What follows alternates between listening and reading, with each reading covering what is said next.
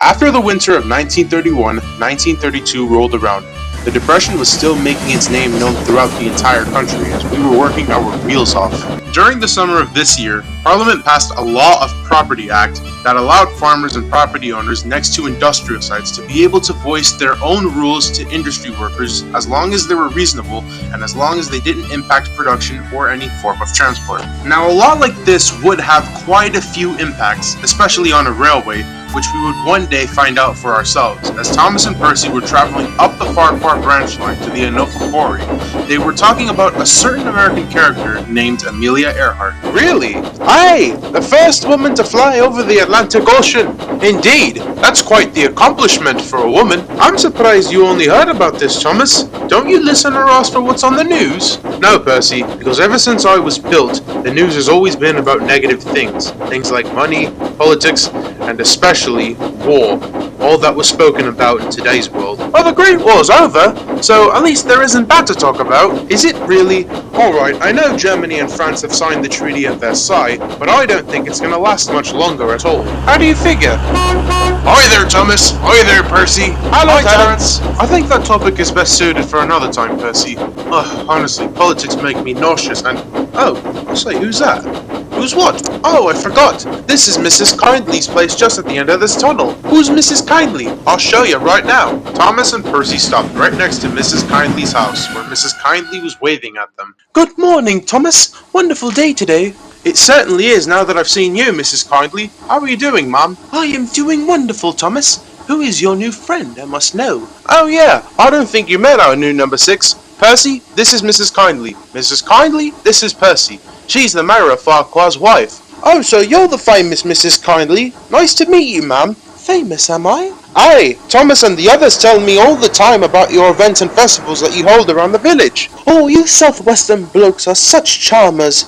You are the right engines to run this branch line. Thanks, Mum. Well, it was nice seeing you, miss. We need to go to the quarry. Later.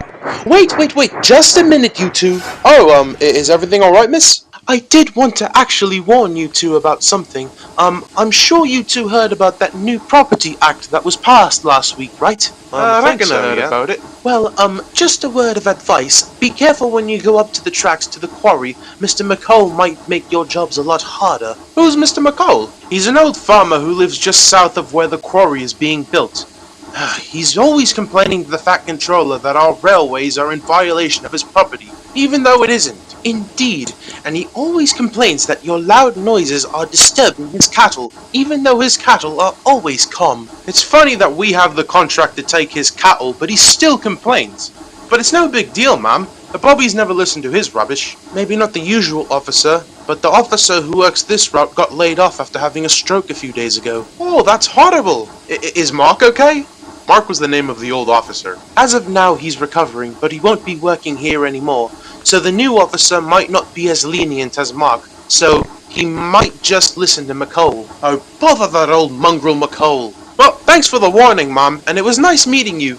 Oh, you're welcome, Percy, and it was wonderful meeting you two as well. Thomas could never pass up an opportunity to say hi to Mrs. Kindly when she was around. She was a very nice old lady. But after Thomas and Percy were done saying hi to her, they made their way up all the way up to the Anopha Quarry, where Matthew, the third oldest engine on Sodor, was waiting for them, and he didn't look particularly happy. Hello, Matthew. Why the stern look? You're both late, youngsters. This will never do. It's the first day of the quarry's opening and you're late. Oh, come off it, Matthew. We were just saying hi to Mrs. Kindly. She went down to the line to wave us down. Aye, we weren't dawdling. That's odd. Mrs. Kindly always likes to say hello, but she normally waits until we pull into a station until we are fully stopped. Why did she stop you in the middle of the line? She warned us that Mark got laid off and the department hired a new officer. So with this new law that's been passed last week, McCall might actually have a say in what we do. That ungrateful old git. He never appreciates our work. I never thought that you would call someone old, Clive. Oh, you young scallywag. I'd say be off with you, but this first train is scheduled for Thomas to take to Elsbridge for Henry to take to Norrenby. You will be going at 10 minutes after Thomas. Why, if these trucks are for Henry, then why doesn't he just come up here and pick them up? That would be a lot more useful. Because Henry's too big for this branch line, Percy. The rails are too curved and the tunnels are too short, and the bridges aren't strong enough to hold up big engines like him. Edward's the biggest engine that can go on this line, and I refer to you to Eric as proof. Just ask him about his first day. You've been going up and down this line for about 6 months. You can do it a few hundred more times, can't you? Well, I'm just saying, because it would be more efficient, especially since this quarry is at the very end of the branch line at the top of a hill. That's another reason why we work this branch line. The gradient is too big for big engines. Alright. Enough about how this branch line works. Thomas, get turned around to take this train to Elsbridge. Alright, just give me a minute.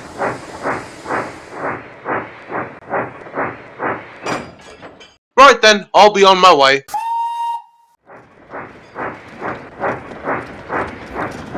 I'll look out for that new officer, Percy. Let's see if he's just as nice as Mark. And with that, Thomas trundled down to Elsbridge, but he wouldn't get very far.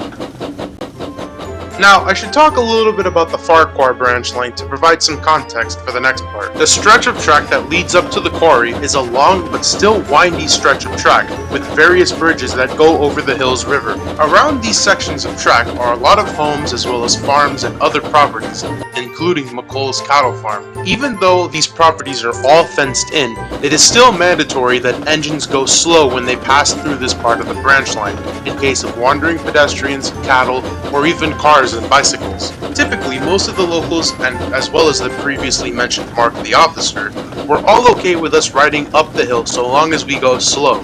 However, I did say most locals, not all. Thomas was making his way down the last little wind down the incline when he saw an officer on a bicycle next to the crosswalk. Then it started. Good morning, officer!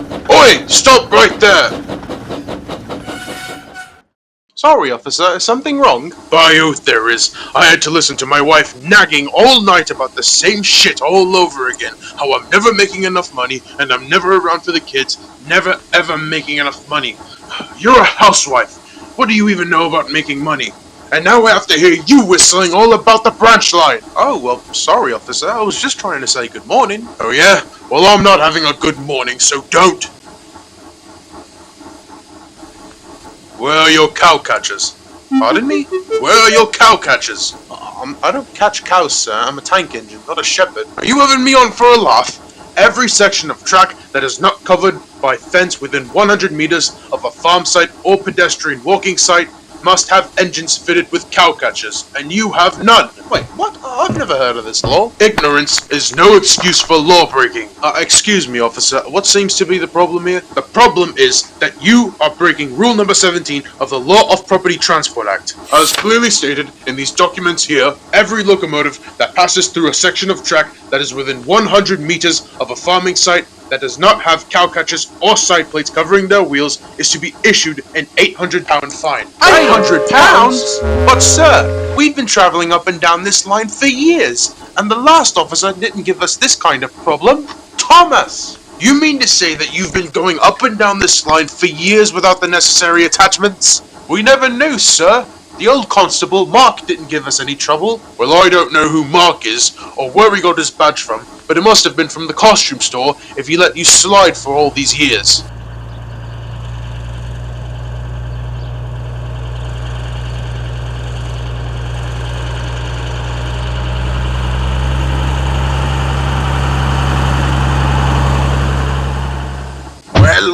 Well, what have we here, Thomas? Did the law finally catch up with you?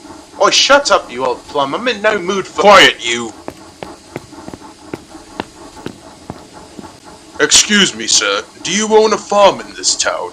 Indeed I do, sir. In fact, these engines collect my cattle every time I need to take them to the butchers or the dairies for the last 2 years since this branch line opened. And even though they are in violation of my property where their track is. So these engines have been running up and down these rails for 2 years without side plates or cowcatchers? Oh, yes, sir. the controller never listens to me when I voice my complaints that I need my prized cattle to be as safe as possible, as well as my poor grandchildren whenever they like to walk to town after school. You don't even have any grandchildren, you old twat. Alright, I have had it. I am heading to Knapford right now to speak with your controller, because he has a lot to answer for. In the meantime, be grateful that with your previously mentioned 2 years of going up and down this branch line, I am only issuing this as a first offence. Yes, Constable. You had better be the only engine I have to tell this to.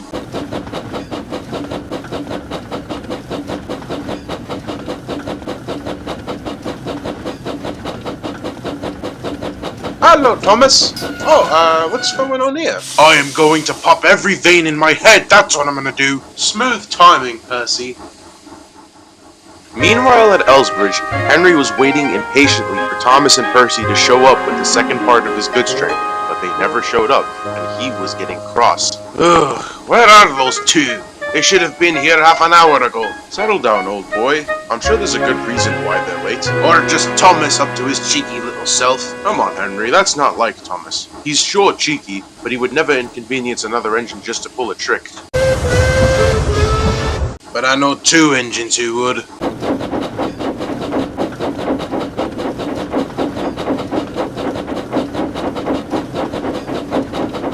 Henry, what are you still doing here? Aye, you should be at Gordon's Hill by this time. Move out of the way, Henry. We have work to do. Oh, now, there's a fine suggestion, Elise. I should get out of this station. Oh, wait, I can't. My train isn't ready, so I can't. That's not really my problem, lad. You're out of schedule, so you've got to move. Oh, too bad. I can't. I need an explanation on why Thomas and Percy are late. You know, if I didn't know any better, Henry, I'd say you're doing this to put us behind. Well, I guess sabotaging others makes me useful to be a nor'easter.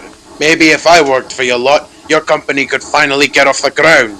Ha! You can't get nothing off the ground if you're sitting in the same place for so long. Your wheels are starting to flatten with the rails. Aye, maybe we should start calling you old square wheels, eh? If you both call me that, then I'll call you two.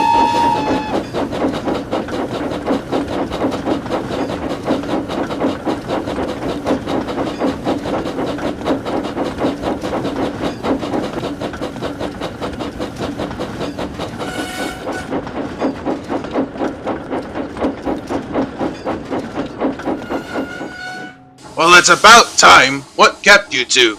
The law. What do you mean? Thomas and Percy explained to Henry their little scuffle with the new officer on the branch line. Since when has that ever been an issue? You've been going up and down that line for years. I know. None of the farmers I met on that line had an issue with us. Hey, maybe the BBC will use this as an extra story for their new news broadcast. Come on, Elise, that's hardly fair. Why are you defending them, Emma? It's not their fault McCall's an old prat. Aye, but maybe they should pay more attention to the law. How can one be expected to follow nonsense like that you never heard of? The law is never nonsense, Elise. Everyone was shocked when they saw the Fat Controller at Elsbridge. With respect, sir, your engines have never had any problems with anyone going up that branch line. Now all of a sudden this new officer shows up and casts a new law upon your engines. Maybe he's just using it as a means to get his pockets full. I doubt that the Farquhar PD would ever stoop that low.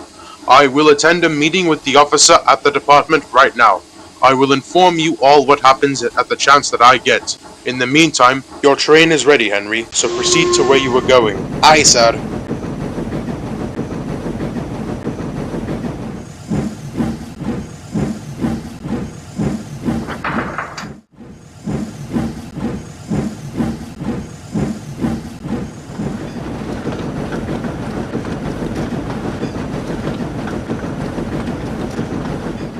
It wasn't until nighttime that the Fat Controller would finally come back with news about what would be of the Farquhar branch line. We were all in the sheds discussing the situation, and a lot of us were angry. Disgraceful! Disgusting! Despicable! I know, right? Having the nerve to say that we disturb his grandchildren. Does he even have any family? No one aside from a few cousins, but it's still preposterous to use the fact that you have children to get your way. I think it's worse thinking about of who on earth would want to have a child with that old plum. Hold on, lads. Mr. McCall is a git, but we are missing the main point of this incident. There is clearly something wrong with this new law about cowcatchers and sidplates. I know.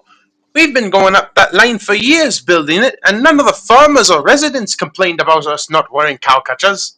So why is Mr. McCall? Why is he so worried about us hurting his cows when we're the ones who deliver them? Because, Joey, it's McCall. Only he would think of something so bogus to get us into trouble. But that makes me wonder, lads. If this law has been around for such a long time, how come it is only now that we started hearing about it? Surely Mark wouldn't have been so incompetent as not to tell us. Maybe that's just how Mark was. He never was that careless, James. As nice as he was, he would never ignore the law. If he did, he wouldn't have stopped me the first time I went to the quarry without a brake van. So then how come this officer is the first to acknowledge this confounded law? Maybe this was part of that new law that was passed last week? But that can't be, because every time we would be passing by the dairy would be breaking the law. Could it be a loophole that McCall somehow managed to find in the law? Maybe that part of the rule book was forged? It is quite a mystery, one which will sadly have to wait a few more days. Sorry, sir?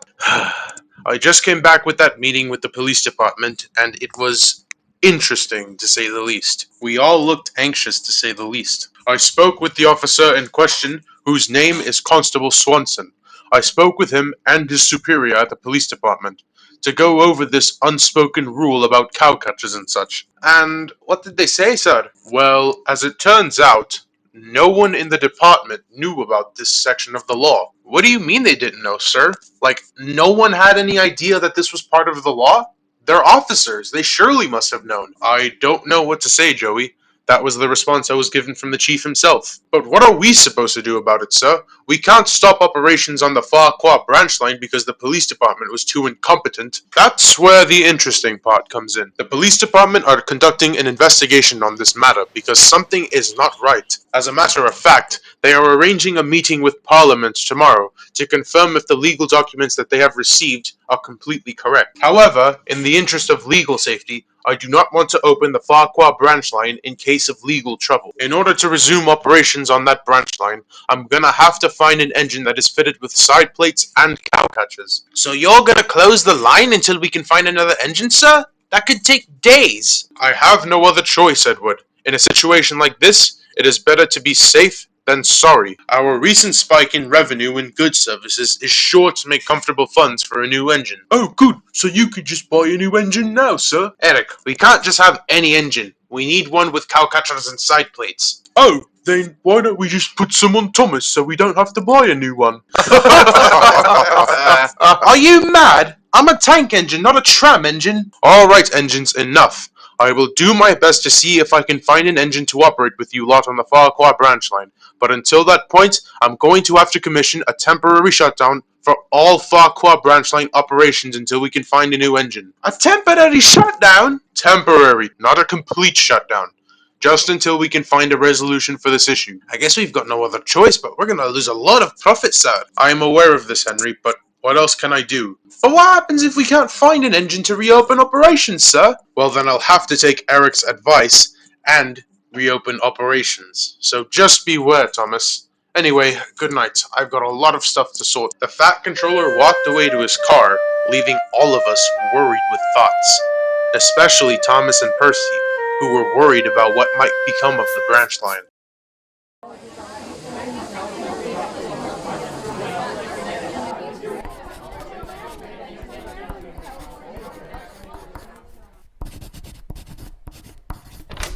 Good morning, Charlie. Oh, good afternoon, dear. How are you? Very well, dear.